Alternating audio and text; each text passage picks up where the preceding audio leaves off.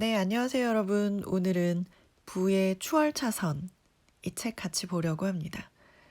부자들이 말해주지 않는 진정한 부를 얻는 방법, 이 책에 나와 있다고 합니다. 그러면 진정한 부는 어떤 것일까요? 부자 하면 우리가 흔히 연상되는 이미지들이 있죠. 이 책에서도 자주 언급되는 람보르기니 자동차, 또 명품, 호화스러운 저택, 이런 것들이 떠오르기 마련인데, 이 책의 저자는 부의 3요소를 3개의 F로 정의 내리고 있습니다. Family, Fitness, Freedom. 패밀리는 가족인데요. 친구, 가족, 사랑하는 사람들과 인생을 함께 나누는 것. 공동체적인 삶. 다른 사람들의 삶에 영향을 미치는 것. 이것이 부의 중요한 요소, 관계의 요소이고요. 그리고 두 번째 요소는 건강, 활기, 열정, 그리고 끝없는 에너지, 피트니스, 두 번째 요소입니다. 그리고 세 번째 요소는 자유와 선택, 프리덤이죠. 원하는 방식으로, 원하는 모습으로, 원하는 시기에, 원하는 곳에 살 수 있는 자유. 부라는 거는 물질적인 소유에 국한되었다라기보다는 인생 전체의 삶의 균형으로 볼 수 있겠다라는 생각이 들더라고요. 관계와 건강과 자유, 이 세 가지가 충족이 될 때 우리가 진정한 부를 누릴 수 있다라는 부분을 강조하고 있고요. 그리고 이 책에서는 아무래도 돈과 가장 밀접한 연관이 있는 요소가 바로 자유가 아닐까라는 생각이 드는데요. 그러니까 부에 관해서 물질적인 소유뿐만이 아니라 올바른 방향으로 이렇게 정의를 내리게 될 때 돈에 관한 관점이 바르게 설 수 있겠다라는 생각이 들었습니다. 돈이라는 거는 자녀가 성장하는 과정을 지켜볼 자유를 주고, 또 사람들이 어리석다, 말도 안 된다라고 말할 수 있는 그런 꿈을 추구할 수 있는 자유, 또 세상을 변화시킬 수 있는 자유, 관계를 쌓고 강화시킬 수 있는 자유, 금전적인 이득을 따질 필요 없이 하고 싶은 일을 할 수 있는 자유, 이런 자유들을 줄 수 있다라는 거죠. 흔히들 이런 이야기 하잖아요. 돈으로 행복을 살 수 없다. 그렇지만 돈은 곤란한 상황에서 당신을 구해줄 수 있다. 그래서 자유와 직결된 부분이 바로 돈이 주는 그런 장점이 아닐까라는 생각이 듭니다. 이런 돈을 빨리 벌면 훨씬 그 삶을 더 가치 있게 쓸 수 있지 않을까라는 생각을 하게 되는 거죠. 그래서 부에 이르는 길을 3가지 길로 표현하고 있는데요. 인도, 서행차선, 추월차선, 이것이 바로 그 3가지 길입니다. 인도는 가난한 삶을 의미하고요. 그리고 서행차선은 평범한 삶, 추월차선은 부를 이룬 삶이 되겠죠. 이 3가지 길의 특징들을 살펴보면 보다 명확하게 부의 추월차선이 의미하는 바를 파악하기 쉽더라고요. 그래서 이 3가지 길의 특징, 각각의 길이 갖는 특징들을 한번 보려고 합니다. 첫 번째로는 가난한 삶을 의미하는 인도의 삶은 어떤 삶이냐. 괜찮은 연봉을 받을 수도 있고 또 다른 사람들이 부러워할 만한 물건을 사기도 하지만 정작 모아둔 돈이나 은퇴 후의 계획은 없다는 거죠. 재무적인 계획이 없는 그런 특징이 있습니다. 2007년도에 미국 통계청의 발표에 따르면 60% 정도의 미국인이 인도의 삶을 살고 있다고 합니다. 그러니까 지금 현재가 중요한 거죠. 즉각적인 만족, 또 즐거움을 추구하는 그런 삶이 인도의 삶입니다. 인도를 살아가는 삶에서는 이런 용어들이 많이 보이더라고요. 신용카드, 자동차 할부, 복권, 보험. 그리고 두 번째로 서행차선은 인도의 삶과는 정반대되는 삶이에요. 인도의 삶에서는 미래보다는 지금 현재, 즉각적인 즐거움, 만족, 이런 것들을 추구했다면 서행차선에서는 미래를 위해서 지금 오늘을 희생하는 삶입니다. 검소하게 살아요. 알뜰 쿠폰을 모으고 승진을 위해서 열심히 일하고 초과 근무하고 교육에 올인하고 퇴직연금에 가입하거나 주식시장에 투자하고 뮤추얼 펀드에 투자하는 그런 전형적인 평범한 삶, 이것이 바로 서행차선이라는 거죠. 그러니까 인도에서 사는 사람들이 가족이 생기거나 하게 되면 이제 책임감을 갖게 되면 서행차선의 길을 따를 가능성이 높다라고 합니다. 인도와 서행차선의 길이 굉장히 익숙하고 전혀 낯설지 않죠. 대부분의 사람들이 걷고 있는 이 길입니다. 그렇다면 추월차선은 도대체 어떤 길이냐? 당신 소유의 자영업이나 사업이나 기업, 이것이 특징이래요. 통제가 가능한 무제한적인 영향력을 가진 사업. 그리고 사업을 시작하고 사업에 박차를 가하고 빠른 시간 안에 부를 형성하는 기간이 있습니다. 이 시간 동안에는 소비를 철저하게 통제하는 거죠.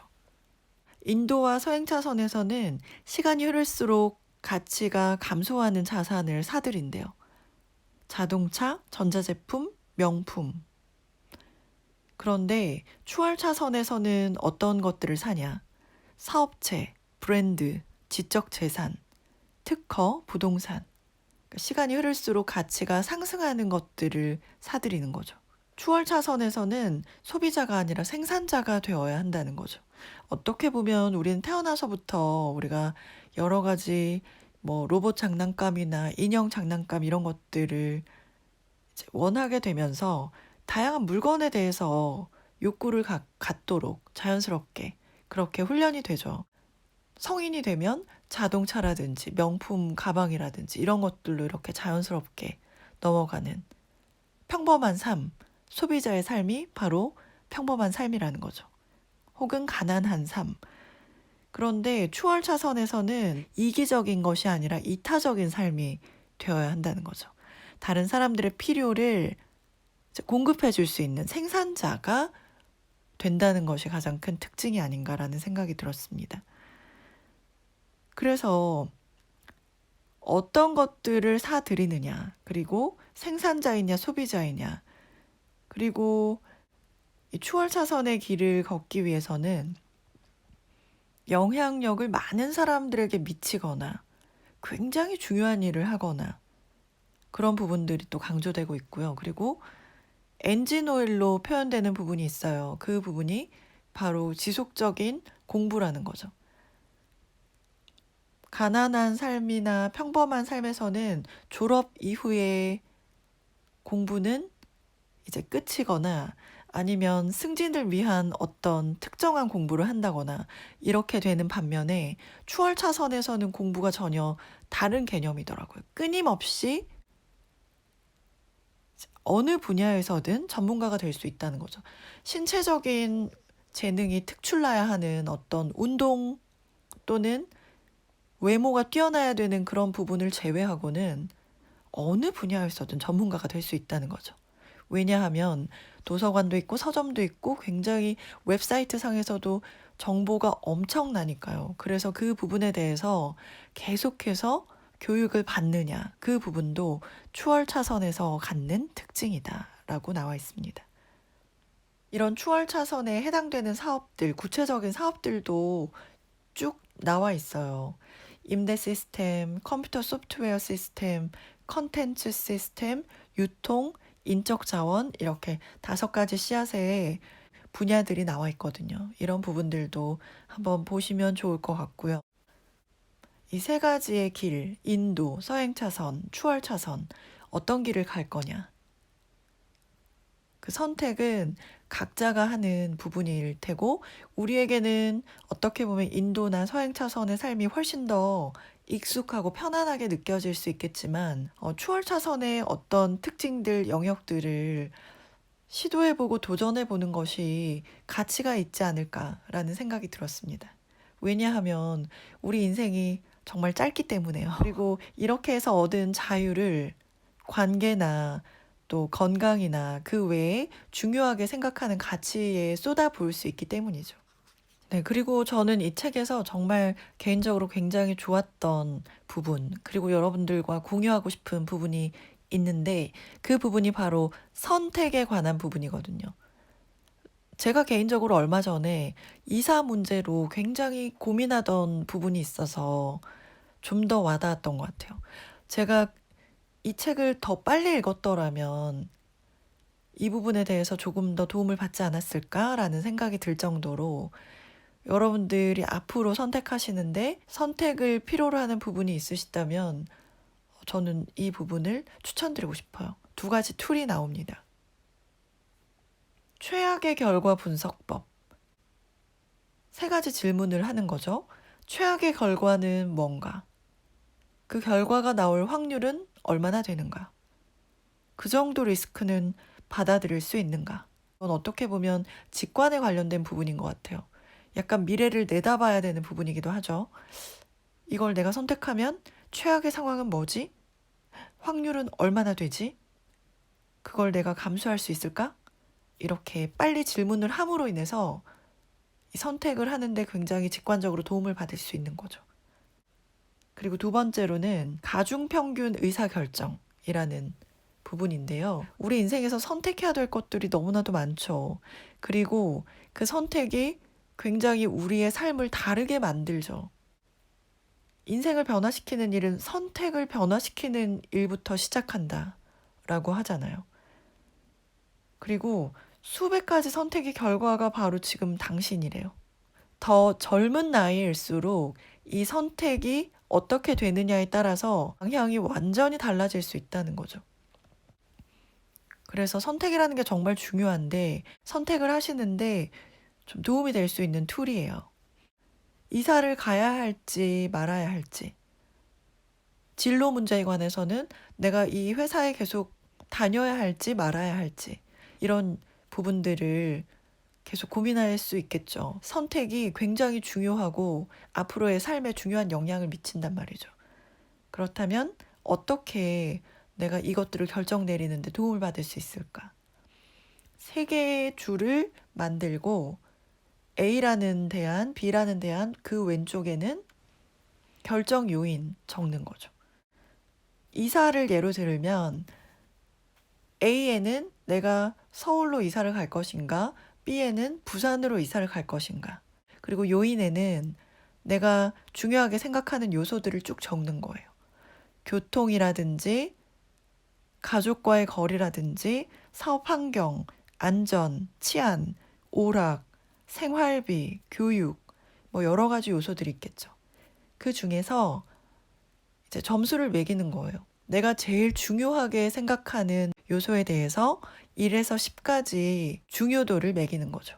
아이들이 있는 집 같으면 교육이라는 요소가 굉장히 중요하게 책정이 될 것이고 또 사업을 중요하게 생각하는 분들은 사업 환경이라든지 그런 부분들이 중요하게 책정이 되겠죠. 개개인에 따라서 다를 텐데 그 중요도를 1에서부터 10까지 10이 제일 중요한 요소가 되는 거죠. 그렇게 요소를 놓고 A와 B를 이제 그 점수를 매기는 거죠. 교통은 A는 어떻고 B는 좀 별로다. 중요도를 그 점수와 곱하게 되면 이제 A와 B의 객관적인 점수가 나오는 거죠. 이렇게 해서 선택하면 우리가 고민하는 부분들을 눈으로 가시적으로 훨씬 더 객관적으로 볼 수 있는 그런 요인들이 되더라고요. 그래서 혹시 여러분 중요한 선택을 앞두고 계시다면 최악의 결과 분석 그리고 가중평균 의사결정 이 두 가지 툴이 도움이 되시지 않을까 그런 생각이 들었습니다. 그리고 저도 앞으로 제가 중요한 결정을 내릴 때 매 순간 이걸 좀 활용해야 되겠다라는 생각이 들었습니다. 그래서 오늘은 부의 추월 차선이라는 책을 여러분과 나눠 봤는데요. 인생을 긴 관점으로 볼 것인가, 짧은 관점으로 볼 것인가, 이런 것에서부터 우리 가치관이 참 달라지는 것 같아요. 그래서 정말 우리가 중요한 거, 살아가면서 중요한 게 어떤 부분인가, 그 부분에서 강조되는 부분이 이 책에서는 자유라는 부분인 것 같아요. 내가 중요한 것을 추구할 수 있는, 내가 소중한 관계를 돌볼 수 있는 그런 중요한 수단이 바로 물질적인 부분과 연관이 되어 있기 때문에 그 부분을 좀 더 균형적인 시각으로 볼 수 있고 평생 자유를 얽매이지 않고 시간들을 좀 더 단축해서 빨리 단축하고 그 이후에 얻는 그 자유의 시간들을 좀 더 소중한 곳에 사용할 수 있는 그런 삶을 바라보게 하는 그런 책이었다라고 생각이 됩니다. 네, 오늘은 부의 추월차선 함께 나눠봤고요. 다음 시간에 또 유익한 책으로 찾아뵙겠습니다. 네, 함께 해주신 여러분 감사드립니다.